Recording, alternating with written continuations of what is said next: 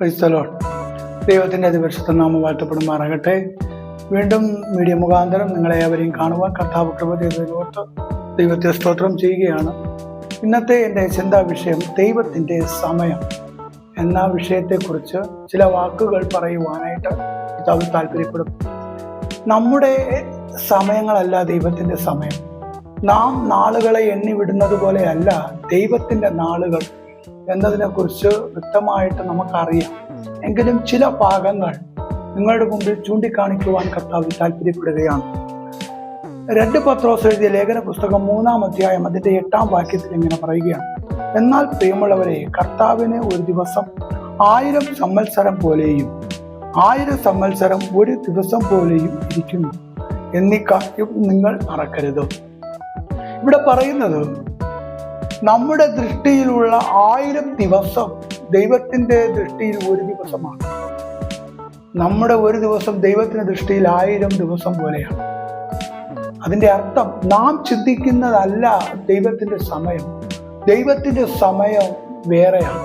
അപ്പോൾ അതുകൊണ്ടാണ് പറയുന്നത്, ദൈവത്തിൻ്റെ സമയത്തിന് നമ്മൾ കാത്തിരിക്കുമെങ്കിൽ ദൈവത്തിൻ്റെ മഹത്വത്തെ അനുഭവിക്കുവാനായിട്ട് കഴിയും. എന്നെ കേൾക്കുന്ന പ്രിയരെ, വേദപുസ്തകത്തിൽ വായിക്കുമ്പോൾ 2-3 പ്രാവശ്യങ്ങൾ പറയുന്നുണ്ട്, തക്ക സമയത്ത് ഞാൻ നിന്നെ ഉയർത്തേണ്ടത് ബലമുള്ള കൈക്കീഴിൽ കാണിരിക്കും എന്നതിനെ കുറിച്ച് നമ്മൾ പല ഭാഗങ്ങളും വായിച്ചിട്ടുണ്ട്. എന്താണ് ദൈവത്തിൻ്റെ സമയം? ദൈവത്തിൻ്റെ സമയം എന്ന് പറയുന്നത് നമ്മുടെ ജീവിതത്തിനകത്ത് സകലതും നഷ്ടപ്പെട്ടു പോയി എന്ന് ചിന്തിക്കുന്ന ആ നിമിഷമാണ് ദൈവത്തിൻ്റെ സമയം ആരംഭിക്കുന്നത്.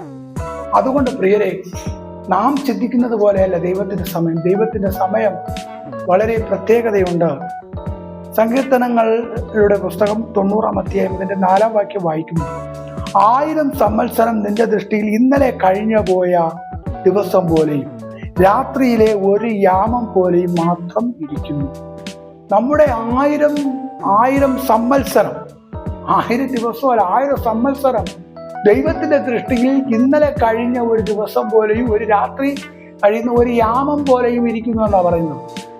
അപ്പം നമ്മൾ ഓരോ ദിവസം എണ്ണിക്കൂട്ടി വിടുന്നതായ വിഷയങ്ങൾ, അയ്യോ ഇത്രയും വർഷങ്ങളായി ഞാൻ കഷ്ടത അനുഭവിക്കുന്നുണ്ട് എന്ന് നിങ്ങൾ പറയുമ്പോൾ ദൈവത്തിൻ്റെ ദൃഷ്ടിയിൽ അതൊന്നുമല്ല.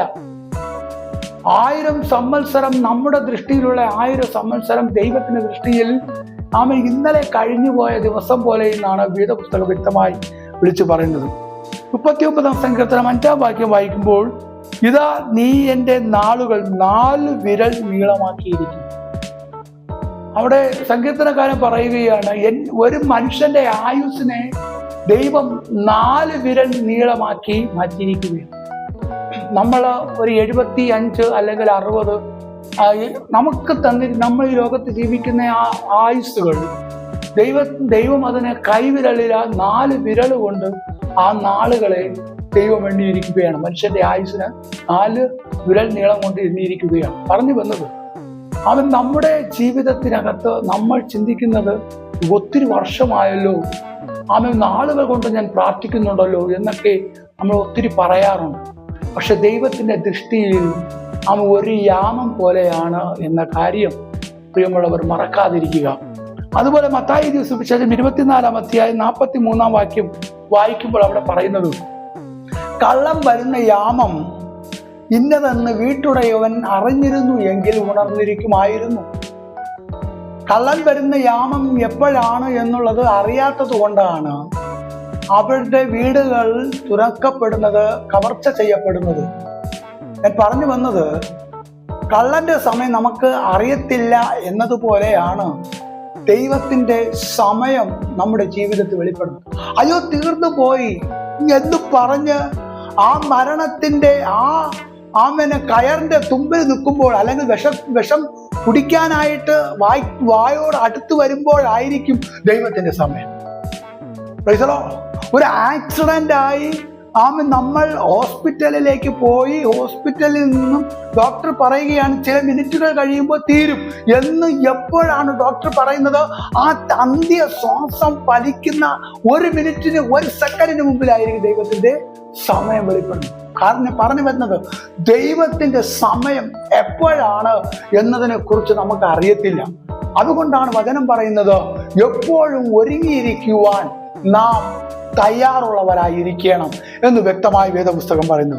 ലൂക്കോസ് എഴുതിയ സുവിശേഷം 12-ാം അധ്യായം 38-ാം വാക്യം വായിക്കുമ്പോൾ അവിടെ പറയുന്നത്, അവൻ 2-ാം യാമത്തിൽ വന്നാലും 3-ാമത് വന്നാലും അങ്ങനെ കണ്ടു എങ്കിൽ അവർ ഭാഗ്യവാന്മാർ എന്ന് പറഞ്ഞാൽ അവൻ കള്ളനെ കുറിച്ച് പറയുകയാണ്. അവൻ 2-ാം യാമത്തിൽ വന്നാലും 3-ാമത്തെ യാമത്തിൽ വന്നാലും ആ കള്ളനെ കാണാൻ പറ്റിയാൽ അവൻ ഭാഗ്യവാനാണ്.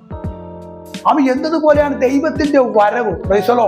അതുപോലെ മത്തായി എഴുതിയ സുവിശേഷം 14-ാം അധ്യായം 25-ാം വാക്യം വായിക്കുമ്പോൾ രാത്രിയിൽ 4-ാം യാമത്തിൽ അവൻ കടലിന്മേൽ നടന്ന് അവരുടെ അടുക്കലേക്ക് വന്നു. ഈ ഒരു വിഷയം പറയുന്നത് നിങ്ങൾ വളരെ മനസ്സിലാക്കണം. അസ്തമിച്ചു പോയി തിരമാലകളും കടലിന്റെ കോളുകളും അവരുടെ ജീവനെ തകർക്കുന്ന നിലവാരങ്ങളിലേക്ക് അടിച്ചുയരുന്ന ആ നിമിഷത്തിൽ, ആ സമയത്ത് ആരെ വിളിച്ചാലും വരാനായിട്ട് അസൗകര്യമാണ്. കാരണം അത്രയും രാത്രിയായ സമയത്താണ് ദൈവം കടലിൻ മീതെ നടന്നു വരുന്നത് ശിഷ്യന്മാർ കാണുവാനായിട്ടിടയായത്. അപ്പൊ ഞാൻ പറഞ്ഞു വരുന്നത്, നമ്മുടെ അസ്തമനം എന്ന് പറയുന്ന ആ നിമിഷം ദൈവത്തിന്റെ മഹത്വം വെളിപ്പെടും എന്നുള്ളത് നീ വിശ്വസിക്കുമെങ്കിൽ നിശ്ചയമായിട്ടും ഈ ശബ്ദം കേൾക്കുന്ന പ്രിയപ്പെട്ടവരോട് എനിക്ക് പറയാനുള്ളത്, ദൈവത്തിന്റെ ദിവസം എന്ന് പറയുന്നത് മനുഷ്യൻ എണ്ണി വയ്ക്കുന്ന നാളുകൾ പോലെയല്ല, മനുഷ്യന്റെ ചിന്തയ്ക്കും അപ്പുറമാണ്. അതുകൊണ്ട് ഉണർന്നിരുന്ന് പ്രാർത്ഥനയോടെ ഇരിക്കാൻ തയ്യാറാണ് എങ്കിൽ, വളരെ ശ്രദ്ധയോടുകൂടി മുമ്പോട്ട് പോകാൻ തയ്യാറാണ് എങ്കിൽ, നിശ്ചയമായിട്ടും നമ്മുടെ ജീവിതത്തിനകത്ത് പ്രവർത്തിക്കേണ്ട സമയത്ത് നിശ്ചയമായിട്ട് ദൈവത്തിന്റെ ആത്മാവ് പ്രവർത്തിക്കും. അതുകൊണ്ടാണ് വചനം പറയുന്നത്, നാം തക്ക സമയത്ത് നമ്മെ ഉയർത്തേണ്ടതിന്, മാനിക്കേണ്ടതിന്, വിടിവിക്കേണ്ടതിന്, പ്രവർത്തിക്കേണ്ടതിന് ദൈവത്തിന്റെ കൈകളിൽ താണിരിക്കാൻ നീ തയ്യാറാണ് എങ്കിൽ, നിശ്ചയമായിട്ട് ദൈവത്തിന്റെ സമയത്ത് ദൈവം നമ്മെ ഉപയോഗിക്കുവാൻ ഇടയാകും എന്ന് പറഞ്ഞുകൊണ്ട് എൻ്റെ വാക്ക് വിരാമം കുറിക്കുന്നു. ദൈവം അനുഗ്രഹിക്കട്ടെ. ആമേൻ.